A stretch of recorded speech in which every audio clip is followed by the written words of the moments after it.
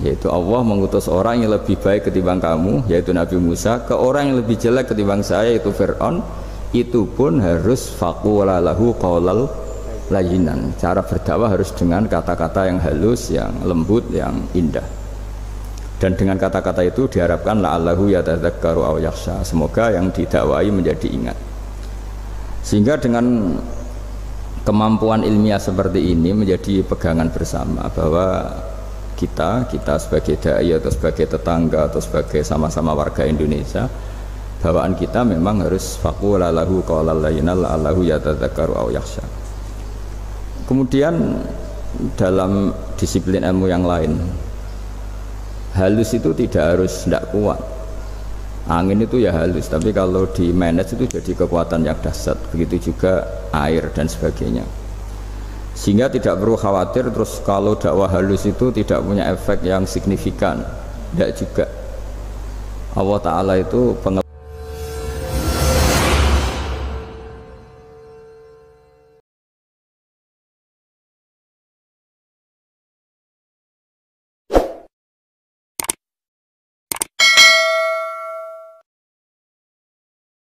baiknya ulama itu yang datang ke Umar. Tapi semenjak pemerintahan Indonesia dan kemudian ditandai beberapa tokoh kayak Gus Wahid putra Kiai Hasyim jadi Menteri Agama, ada Gus Wahid putra Kiai Wahab juga jadi Menteri Agama, ada Kiai Fathur Rahman keluarga Mbah Maimun, keluarga Sarang juga pernah jadi Menteri Agama. Kemudian bersamaan dengan itu dibangunlah satu pegangan ilmu. Pegangan ilmu ini penting karena ini yang mengilhami semua orang Islam, terutama ya utamanya ulamanya. Ada seorang ustadz, seorang guru ngaji yang karena melihat rata-rata penguasa itu zalim ya, datang ke Harun ar-Rasyid. Ini perlu disemak, datang ke Khalifatullah atau Amirul Mukminin Harun ar-Rasyid. Karena beliau seorang raja tentu terduga lah, atau ya umumnya atau gimana lah istilahnya, itu ya rata-rata ya agak seenaknya, namanya raja, namanya penguasa. Ini dalam pikiran ustadz itu, tidak mesti dalam fakta. Kemudian si ustadz itu matur, ya Amirul Mukminin, inni nasihun lak famusyaddidun alaika fala tajidanna fi nafsika syai'an. Saya ini mau nasihati Anda, kemudian saya cara nasihati itu keras, tolong jangan dimasukkan hati. Dia bilang famusyaddidun alaika, saya nanti kalau nasihati itu keras sekali, tolong dimaklumi karena ini penting, karena Anda harus dinasihati secara keras. Tapi sebelum nasihat itu diutarakan, kata Harun ar-Rasyid, karena beliau Bani Abbas dan beliau orang alim termasuk muridnya Imam Malik, kata Harun ar-Rasyid, uskut, kamu diam Ustadz. Inna Allaha ta'ala arsala man huwa khairun minka ila man huwa syarrun minni wa ma'adhalika yaqulu Allahu ta'ala faqula lahu qawlan layyinan la'allahu yatadzakkaru aw yakhsha. Jadi ini sekaligus etika dan norma ya bagi semua dai di Indonesia dan semua kita. Wahai Ustadz, kamu diam. Allah Ta'ala itu ngutus orang yang lebih baik ketimbang kamu, yaitu Nabi Musa, ke orang yang lebih jelek ketimbang saya, yaitu ke Fir'aun. Itu saja harus pakai etika, faqula lahu qawlan layyinan, kamu harus ngomong yang halus. Jadi intinya ini Harun ar-Rasyid komplain, kamu itu kalau jadi ustadz ngaji kira-kira gitu.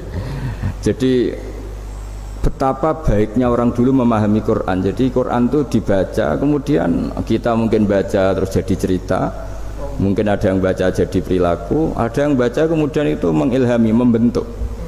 Nah kira-kira itulah yang membentuk kiai-kiai alim di NU, di beberapa pesantren maupun orang-orang alim di luar NU. Asal ngajinya dan bacanya seperti kita, pasti seperti itu. Karena cara berpikir tadi sudah. Jadi akhirnya si ustadz tadi keluar dan minta maaf, anta a'lamu minni, ternyata engkau lebih alim ketimbang saya. Jadi kalimat famusyaddidun alika, saya akan keras cara memberi nasihat, itu yang diket, yang dipotong, yang dibatalkan atau yang diralat oleh Khalifatullah Harun ar-Rasyid. Yaitu dikatakan inna Allaha ta'ala arsala man huwa khairun minka ila man huwa syarrun minni. yaitu Allah mengutus orang yang lebih baik ketimbang kamu, yaitu Nabi Musa, ke orang yang lebih jelek ketimbang saya, yaitu Fir'aun. Itu pun harus faqula lahu qaulal layyinan. Cara berdakwah harus dengan kata-kata yang halus, yang lembut, yang indah. Dan dengan kata-kata itu diharapkan la'allahu yatadzakkaru aw yakhsha, semoga yang didakwai menjadi ingat. Sehingga dengan kemampuan ilmiah seperti ini menjadi pegangan bersama bahwa kita sebagai dai atau sebagai tetangga atau sebagai sama-sama warga Indonesia, bawaan kita memang harus faqula lahu qaulal layyinan la'allahu yatadzakkaru aw yakhsha. Kemudian dalam disiplin ilmu yang lain, halus itu tidak kuat. Angin itu ya halus, tapi kalau di manage itu jadi kekuatan yang dahsyat. Begitu juga air dan sebagainya. Sehingga tidak perlu khawatir terus kalau dakwah halus itu tidak punya efek yang signifikan. Tidak juga. Allah Ta'ala itu pengelola angin. Angin itu kekuatannya dahsyat, sehingga Nabi Sulaiman dikasih kekuatan angin dan bisa terbang kemana-mana. Kemudian sekarang jadi teknologi yang banyak memanfaatkan angin, mulai rem, mulai apa saja. Sehingga dari cerita saya ini kemudian terus kiai-kiai itu membentuk dakwah termasuk di ekonomi dengan cara yang rileks. Nah, cara rileks itu satu tentu dimulai dengan ilmu. Misalnya begini, saya beri contoh. Ketika ada orang melafadzkan kalimat la ilaha illallah, tiada Tuhan selain Allah. Kemudian kalimat ini mungkin kalau orang NU baca itu rutin ya, karena kiainya kelamaan ya yang ikut sambil tidur ya. Kalau tahlil itu disebut kiai tertentu itu mesti yang belakang wah suwi itu, kalau kiai itu lama itu. Nah, kiainya juga karena jadi lakon ya, kan lebih semangat karena pegang mic. Biasanya gitu di NU itu. Kalau khotib mesti semangat karena yang pegang mic, yang dengerin mesti ngantuk karena monoton itu. Karena yang mendengerin sudah tahu pasti nyuruh baik meninggalkan yang jelek, jadi ilmunya sudah disimpulkan dulu. Setiap yang tidur di masjid mesti tak tanya kenapa tidur, ilmunya ada perkembangan, Gus, nyuruh yang baik meninggalkan yang jelek. Tapi kalau ilmunya agak ada perubahan kan dengar semua pasti nyuruh yang jelek meninggalkan yang baik. Karena watak manusia itu agak-agak suka fitnah, itu suka geger. Tapi kalau monoton itu mesti enggak itu.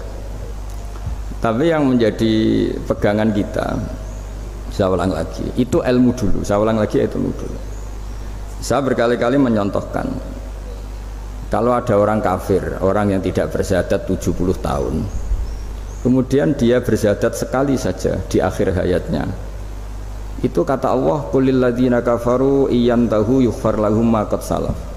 Katakan ke mereka yang kafir, jika dia mau bersyahadat, itu masa lalunya diampuni semua. Sehingga kedahsyatan kalimat ini luar biasa. Orang yang kafir 70 tahun saja barokahnya la ilaha illallah ini dosanya bisa diampuni semua. Nah, kemudian karena ilmu ini tidak begitu populer atau kurang dipopulerkan atau kita sendiri kurang menghayati, sehingga la ilaha illallah itu lebih dianalisis cara lafadz ini, pelafatannya ada sanadnya ndak ya gitu. Terus cara melafatkan bareng-bareng seperti itu ada tumpengan ini bid'ah enggak ya. Jadi pertanyaannya sudah tidak tentang keramatnya atau sakralnya atau fadilahnya la ilaha illallah, tapi sudah macam-macam.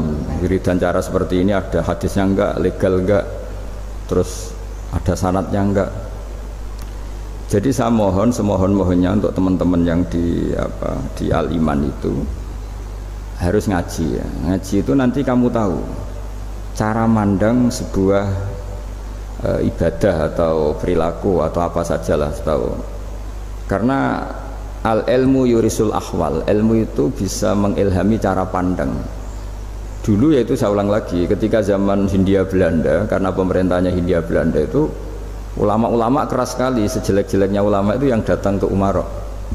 Tapi setelah era Mbah Hashim, era sampai Mbah Maimun, itu mereka peduli sama Umarok, sama semuanya sama-sama warga Indonesia yang ingin melihat Indonesia yang lebih baik.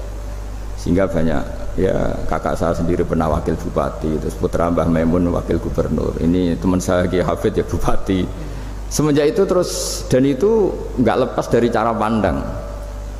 Yaitu cara pandang diantaranya adalah cerita tentang Nabi Musa yang Allah tetap peduli sama Fir'aun, sehingga tetap didakwai Nabi siapa?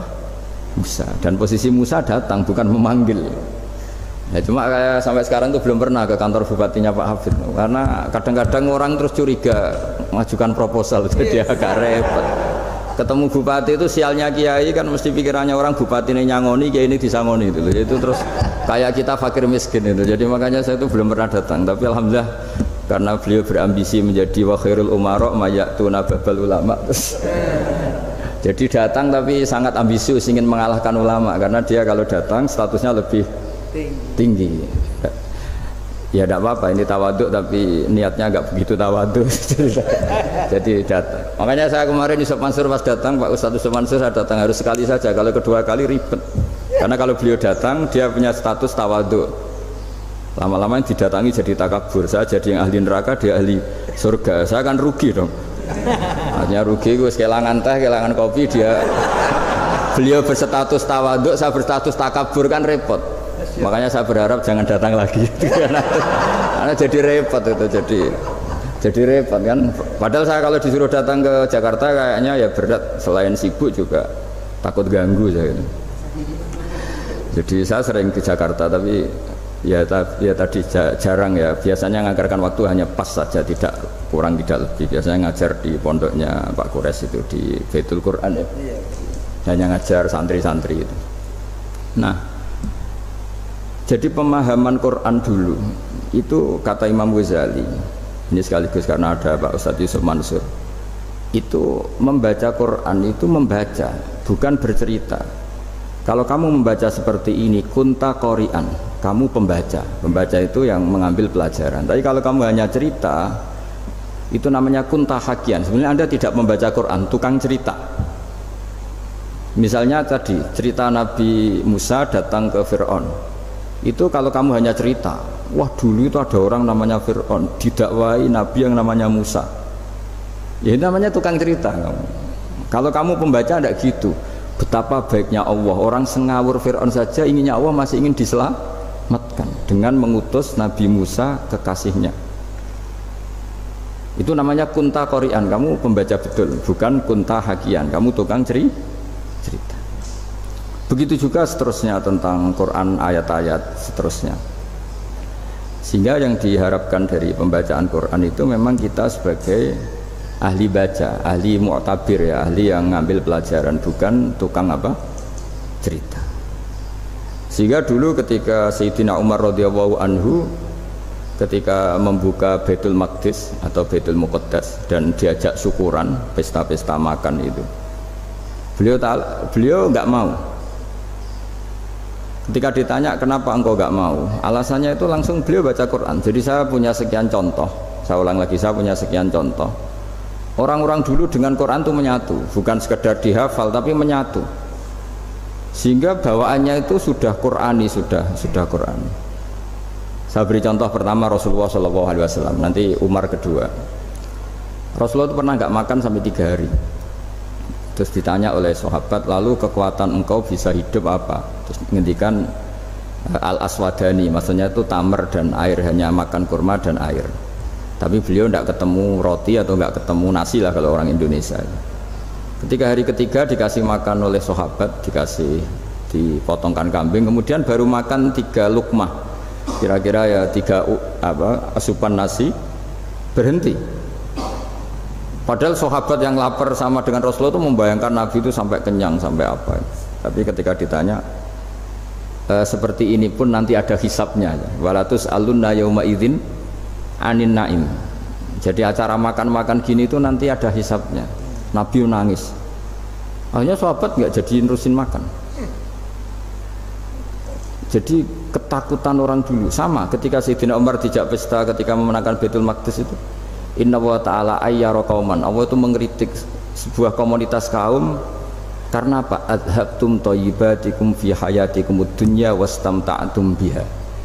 Kamu adalah orang-orang yang jatah nikmat kamu sudah kamu habiskan di dunia. Adhabtum itu kalian habiskan jatah kenikmatan kamu di dunia.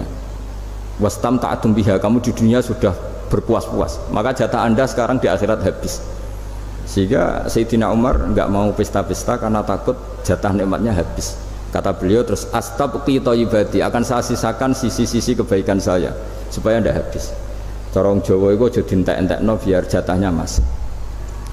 Sehingga di dunia kiai itu ya meskipun saya akrab bupati, akrab mungkin wakil gubernur, saya itu ya jarang ketemu.